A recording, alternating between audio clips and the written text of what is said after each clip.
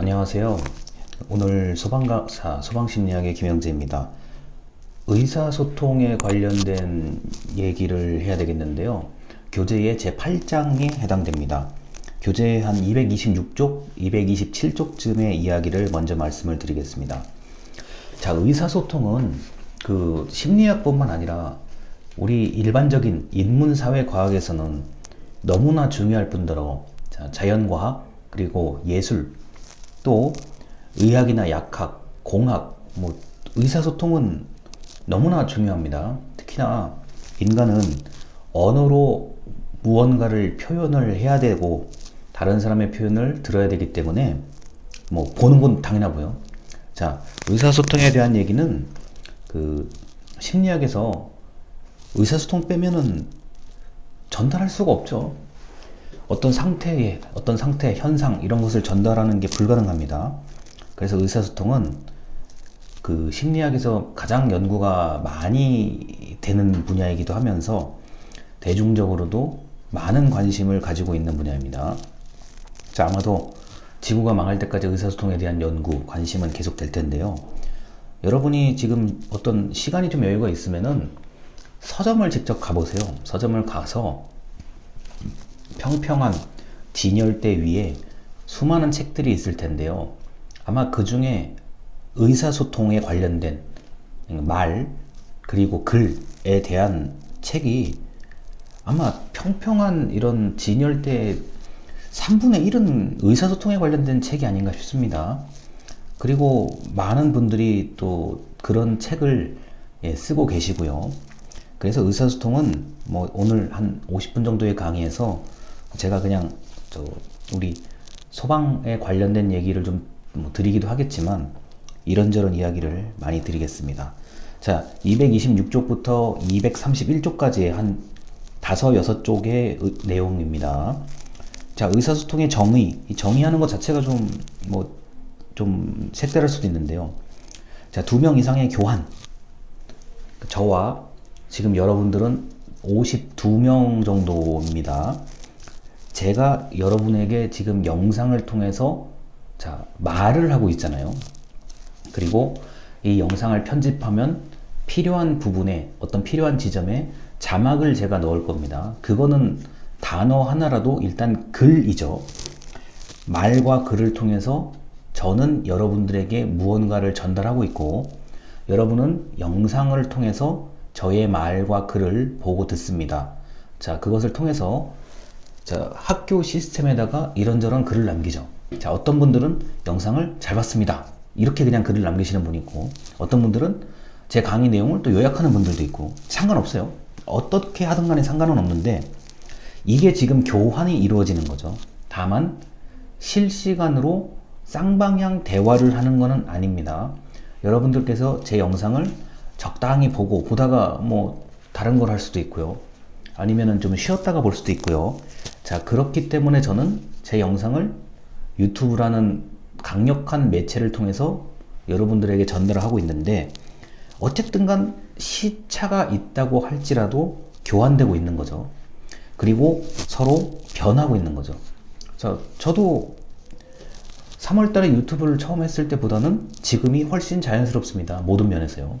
장비를 설치하든 간에 뭘 하든 간에 자연스럽고, 여러분도 이제 어느 정도는 제가 어떤 식으로 말을 하고 무엇을 대강 원하는지를 알 수 있을 거란 말이에요. 자, 이게 변화입니다.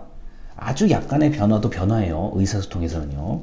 자, 그리고 말과 글을, 말 또는 글이 아니더라도 뭘 보고 할 수 있습니까? 표정, 억양, 어조, 눈빛, 이런 거 등등을 통해서 변화가 일어나죠. 자, 전달자가 어떤 경로를 통해서 수신자에게 전달한다. 전달자는 저고요, 현재. 경로는 정보통신기술에 영향을 받은 휴대폰 영상으로 저를 찍고 있고요. 유튜브라는 매체를 통해서 여러분들의 스마트폰 그리고 컴퓨터로 전달되는 거죠. 수신자, 최종 수신자는 여러분들입니다. 자, 반대로 여러분들이 영상을 보고 글을 쓸 때, 소감을 이제 적을 때, 그때는 여러분이 전달자, 경로는 학교 내의 시스템이고요. 그래서 수신자인 제가 봅니다. 자, 그래서 이것이 아주 능동적으로 때로는 수동적으로 주고받는 것, 이게 바로 의사소통이고요. 자, 이제 뭐 전달자, 수신자 바로 방금 얘기했는데요. 뭐 계속 226쪽부터 231쪽까지 얘기입니다. 자, 언어. 지금 언어 설명할 게 없습니다. 비언어. 자, 비언어는 여러 가지가 있어요. 뭐 보통 비언어를 몸짓 막 이렇게만 설명을 하는데, 자, 사진, 그림, 뭐 어떤 이런 기호, 상징, 이런 것도 비언어의 대표적인 수단입니다. 자, 여기서 여러분들이 사진 보는 거 좋아하실 텐데요. 특히나 SNS, 뭐 어마어마하죠. SNS에 올라오는 모든 사진들은 뭐 전 세계적으로 엄청난 양들입니다. 그 비언어적인 수단인데, 사진을 보고 여러분들이 뭘 느껴요? 나는 저 음식을 먹고 싶다. 나는 저곳을 가고 싶다. 나는 저 사람을 만나고 싶다. 멋있다. 예쁘다. 어쩌다 저쩌다. 다 비언어예요. 자, 그리고 방금 얘기했던 상징 체계를 만드는 경우들도 있습니다.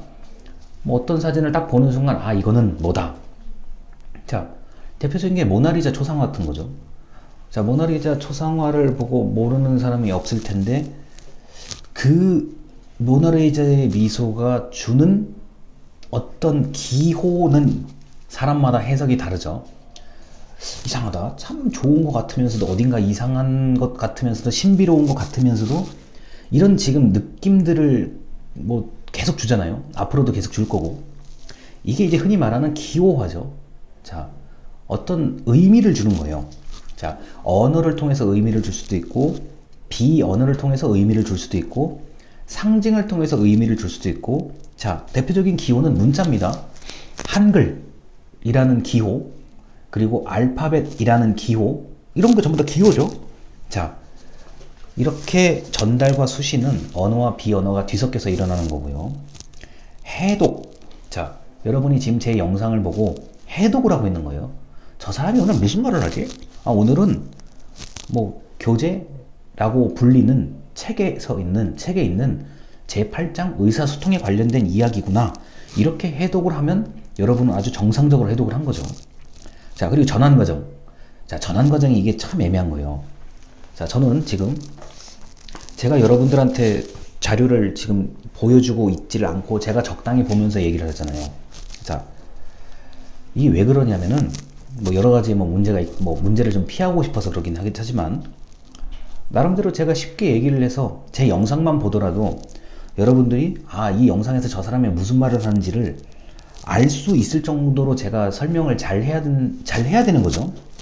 근데 만약에 제가 지금 여기에 적혀 있는 어떤 글을 보고 잘못 전환해서 잘못 말을 해버리면 이게 아주 불편해진단 말이에요. 자, 그래서 해독과 전환 과정은 너무너무 중요합니다. 자, 그리고 여러분들 입장에서도요. 저는 분명히 잘 전달을 했는데 여러분이 잘 받아들이지 못하거나 잘못 이해하면 제 입장에서는 답이 없는 거죠. 자, 그리고 경로와 잡음이라는 게 있어요. 어떤 수단을 사용할지 경로. 자, 저는 지금 휴대폰 영상을 통해서 유튜브를 거쳐서 여러분들에게 전달하는 수단을 사용하고 있습니다. 근데 어떤 교수님들은 쌍방향 소통을 하시는 분들도 있고, 어떤 교수님들은 그 어떤 파워포인트에 음성을 녹음해서 합해서 여러분들에게 전달할 수 있습니다. 모두 다 장단점이 있죠. 자, 그리고 어떤 경로로 소통할지 뭐 여러 가지 방법이 있습니다. 저는 여러분들에게 학교 내에 있는, 교내에 있는 시스템에 메시지, 쪽지를 보낸다든가 가끔은 문자를 보내기도 하죠. 근데 이게 너무 자주 보내면 받는 사람이 싫어하지 않을까, 또는 귀찮아하지 않을까, 어떻게 보면 이제 이런 경우도 있어요. 스팸으로 인식하지 않을까. 자, 그러면은 이제 안 읽고 지우시겠죠. 또는 전화. 여기서 말하는 경로는 무궁무진해요. 자, 전화로 소통할 수도 있고, 자, 인스턴트 메시지, 각종 카카오톡 등등등으로 소통할 수 있고요. 뭐 제일 좋은 거는 만나서 얘기하는 거죠. 자, 그리고 이제 문제는 이렇게 좋은 경로와 좋은 통로, 방법, 수단을 가지고 얘기를 하더라도 이 잡음이 들어올 때가 있어요. 잡음, 노이즈를 얘기하면 노이즈. 자, 잡음이라는 거는 송신자, 말하는 발신자와 수신자 사이에 끼어드는 무언가, 전체적인 무언가를 다 잡음이라고 얘기를 하는데, 자, 잡음은 이런 거예요. 교수님이 무슨 얘기를 했는데, 자, 분명히 나는 교수님의 말을 A라고 이해를 했는데, 옆에 친구는 자꾸 A가 아니래요. B래요. 근데 또 물어본 다른 친구한테 또 물어보면 옆에 친구는 또 C로 이해를 했단 말이에요. 이런 것들이 잡음의 개념이에요. 잡음에 대해서 말씀을 드리겠습니다. 잡음은 이런 겁니다. 사람으로부터 잡음이 생길 수도 있고요. 사물로부터 잡음이 생길 수도 있고요. 그리고 지금 통신 장비에 문제가 생겨서 잡음이 생길 수도 있습니다. 여러분이 이런 거 한번 옛날에 해보셨을 거예요. 이 종이컵이 있는데, 자, 종이컵 이렇게 실로 이렇게 연결해가지고 귀에다 이렇게 대고 하는 거 있잖아요.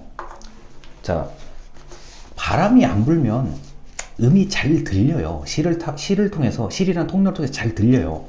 근데 바람이 좀 강하게 불거나 줄이 끊어지거나 하면 안 들리잖아요. 소리가 희미해진단 말이에요. 이 잡음은 그래서 이 물리적인, 기술적인 어떤 잡음도 있지만, 뭐, 좀 정체불명의 소문, 우리 루머라고 얘기를 하죠. 소문이라든가 뭐, 옆 사람들이 어떤 다른 불특정한 어떤 말, 뭐 이런 것들이 전부 다 잡음이 될 수가 있습니다. 그래서 이 잡음 때문에 의사소통의 정확성이 감소가 되는데, 지금 특히 이 영상을 보고 계시는 분들은 일단 뭐 소방이나 경찰 쪽 전공분들이 많으시지만 특히 뭐 다른 전공도 계시죠. 잡음을 좀 정확하게 좀 없애는 방법 중에 하나는 잡음을 좀 정확하게 없애는 방법 중에 하나는 일단 경청해야 돼요. 경청해야 되고, 다 듣고 상대방의 말을 완전히 다 듣고 모르거나 애매한 게 있으면 물어보셔야 돼요. 자, 물어보신 다음에 그럼 상대가 답을 할 거 아닙니까? 근데 상대가 이럴 수 있어요. 나는 정말 모르겠다. 나는 현재 상태에서는 알 수가 없다. 조금 더 지켜봐야 되겠다. 그게 정답일 수도 있어요. 조금 더 지켜봐야 되겠다. 그 말 자체, 그 표현 자체가 그 사람의 실제 의도, 마음에서 나타난 의도일 수 있어요. 그래서 이 잡음을 줄이는 거는 제복을 입은 직업, 유니폼을 입은 직업이신 분들은 잡음을 줄여서 그 사람이 정말 뭘 어떻게 원하는지를 정확하게 파악해내는 게 무엇보다도 중요합니다. 아니, 예를 들어서 이런 거 있잖아요. 응급 상황에 지금 말하는 사람이 무슨 말하는지 잘 모르겠어요. 말하시는 분이 뭐가 급하다고 하는데, 빨리 안 오면 큰일 난다고 하는데 뭐 때문에 큰일인지를 모르겠어요. 또는 이런 경우도 잡음일 수 있고요. 또 하나, 안 들려요. 정말 물리적으로 안 들려요. 무슨 옆에 자동차 소리가 막 나는 것 같은데 안 들려요. 근데 자동차가 뭐 저희 집 앞에만 지나가는, 여러분 집 앞에만 지나는 게 아니잖아요. 이게 참 애매한 경우거든요. 그래서 잡음은 물리적, 그리고 심리적, 뭐 인간적인 수준에서 모두 나타날 수 있다는 점을 아시면 되겠습니다. 자, 영상이 중간에 잠깐 멈췄다가 제가 이어서 이제 할 건데요. 중간에 전화가 와서 그래요. 네.